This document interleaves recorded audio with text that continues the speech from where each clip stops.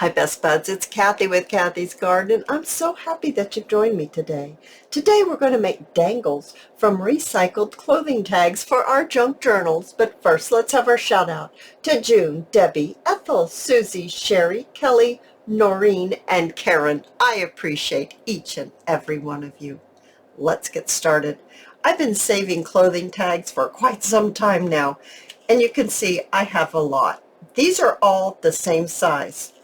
These happen to be almost 3.5 inches by 1 inch. And let's just go ahead and take one. Let's set these aside. And I have some music paper right handy. That's what I've been covering mine in. Actually, it's scraps. So I'm just using up some scraps, and I have chosen some music paper. So what I want to do here is I really want to use this part right here. I want that to be my front.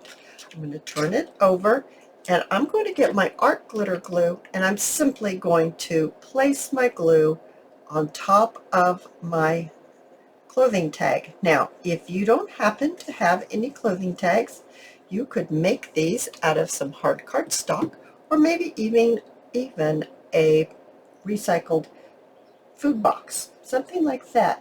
So you could still make them even if you don't have any recycled tags or any clothing tags. So let's just begin. I'm going to trim this off right here because that's the only way I'm going to be able to see where I need to trim once I roll it, because I'm simply going to roll this paper. Oh, I'm going to trim this edge.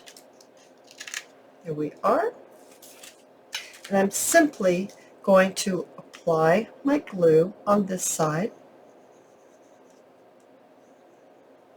Okay. And then I'm going to just roll it. I just had to move it over to the side there to grab it. I'm going to roll it just like that. Simple. Don't have to measure anything. Don't have to try to get it stuck down correctly. Just place it on your paper and roll it. I think book page would be cute to use as well. Book page, even a digital. If you have a digital and you want to use a digital, that would be great. Just go in your scraps and see what you have in there and choose something. Now I do have some beads. I have these beads, which are kind of golds and blues. I have these, which are kind of browns and blues. I have some buttons. You're going to need some buttons. You're also going to need to get some type of thread, whether it's embroidery thread. I'm just using my waxed book binding that I have. I'm just using that.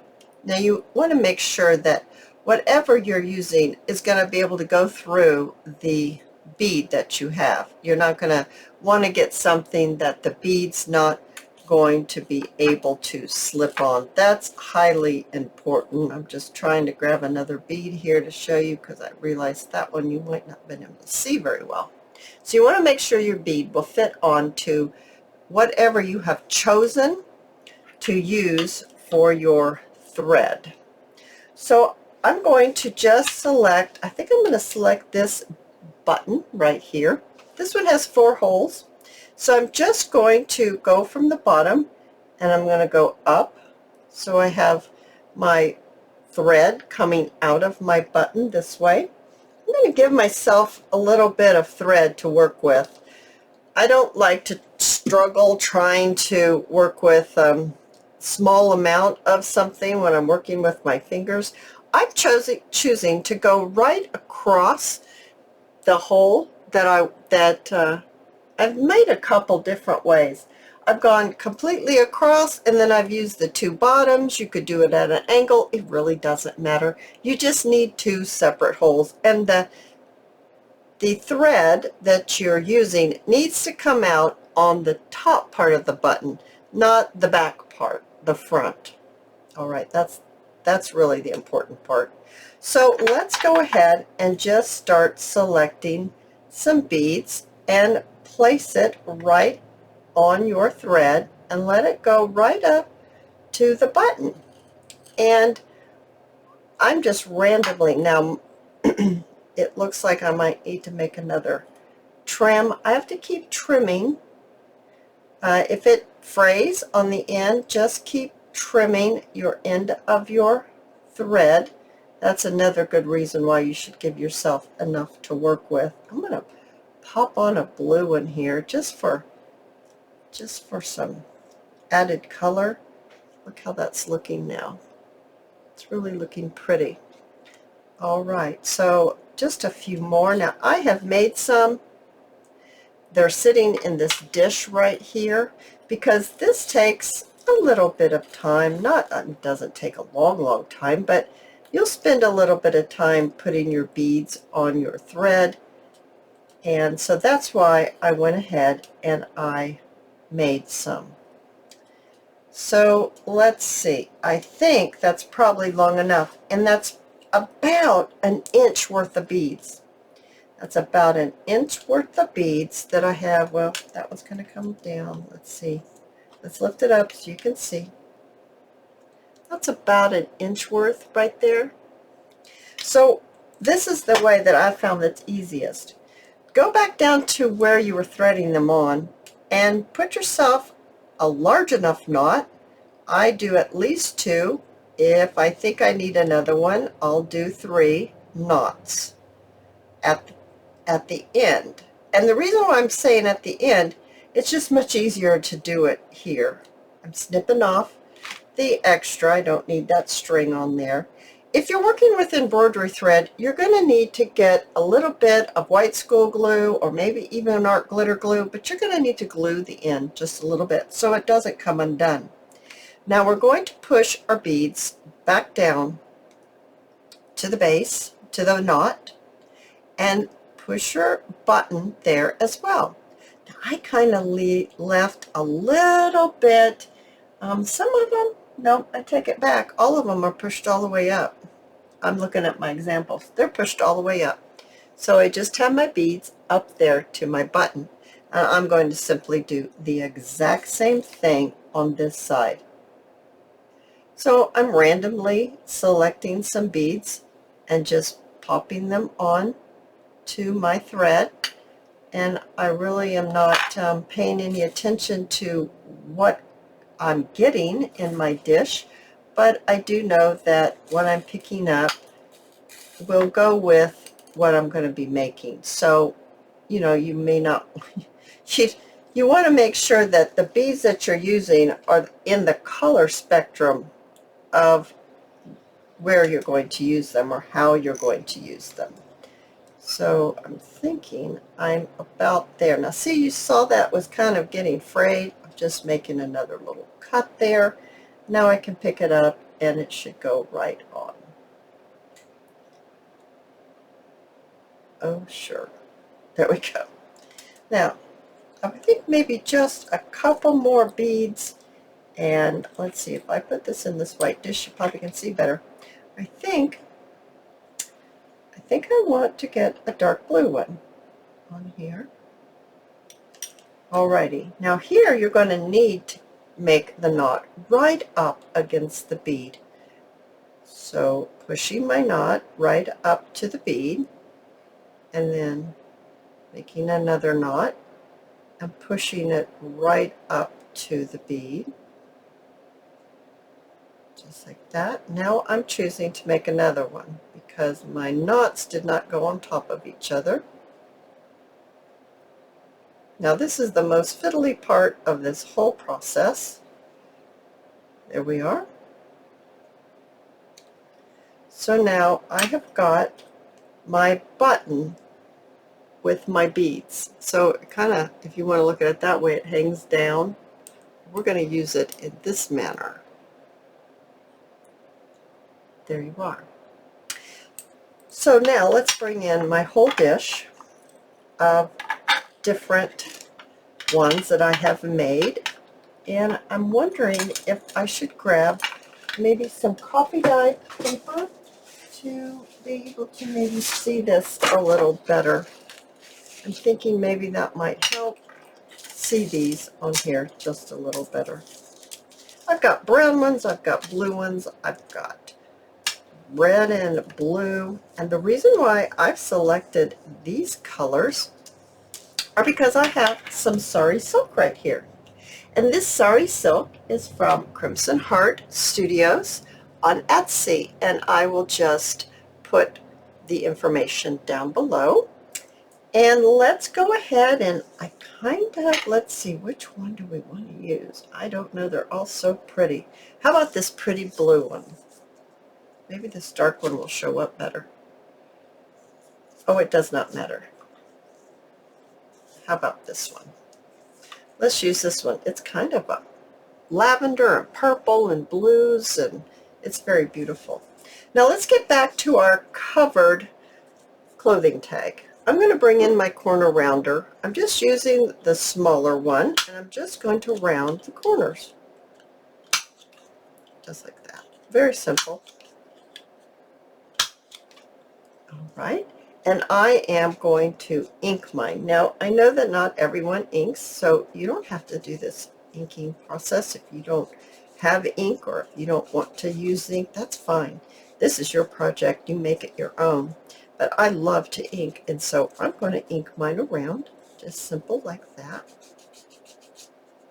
All right, so now we look like this. And what I want to do now is I'm going to bring in my hole punch, and I'm going to punch a hole right here at the top. And I'm going to call this the top because that's the way my music is. And I'm just placing my hole right here, just like that. Very simple. The next thing I want to do is I want to make a couple of loops in my sari. I'm leaving a tail that's about 4.5, and I'm just going to loop it, and then I'm going to loop it again, and I'm simply doing it with my fingers. And then I'm taking my glue, and I'm using hot glue. It's quick, it's simple, it's great for making videos. Then I'm going to do one last one. I'm going to turn it over, and I'm going to put glue right on that little loop that I made. So now we're all together. I'm going to fold this back under. I want my tails to all be coming down. Otherwise, we've got a tail here and a tail here, and I don't want that. I want my tails to be all going downward. So I'm simply going to take this tail that's up here at the top. I'm going to add some glue onto the bottom, the back, I should say, and just lay it over and bring it right here. So now it's in the front, just like that. I'm going to trim this off like this. Then I'm going to take my tag, and I'm going to glue my little sari bow right here, and I'm kind of making it kind of at an angle. I'm not going to put it straight across. I'm putting it at an angle. You could either do this way or you could do this way. It doesn't matter. That's just your choice. So laying a little bit of glue at an angle, and then simply laying my sari little bow on here. So now we look just like this. The next thing I want to do is I want to see which one of these that I like on here. That one's really pretty. I think I like this one. Well, I don't know which one I like. Maybe I like this one. Oh, I like this one. And I think it's because it has more purple beads. So all I'm going to do is I'm simply going to add some glue right in the middle of my sari bow. And I'm going to stick my button right on there. And I want to make sure that that glue comes through the holes in my button, because that's really what's going to hold it on. I'm going to go ahead and I'm going to trim the bottoms just a little bit, about the length of my tag. Now let's talk about how we're going to hook it on to our junk journal, or maybe a page, or some lace in a page, on a page. How about let's use some light bulb pins. And I think I've got so many colors in here, maybe I want a dark one. I even have a blue one, but let's see. Well, the blue one's fine. Let's use the blue one. And what I want to do is I'm going to take some of these beads.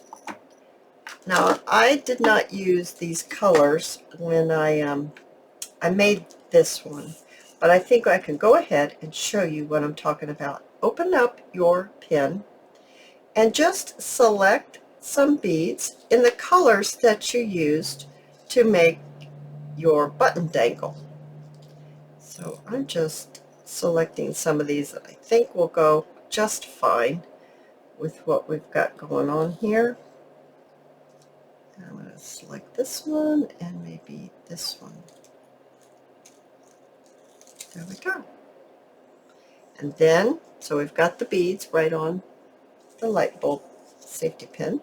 Go right through the hole and clip it. And there we go. Isn't that adorable? You've got movement, you've got a button, you've got sewing, you've got music paper, and you reused some of your clothing tags. Look at the others that I've made. Oh my goodness, I love that lime green one.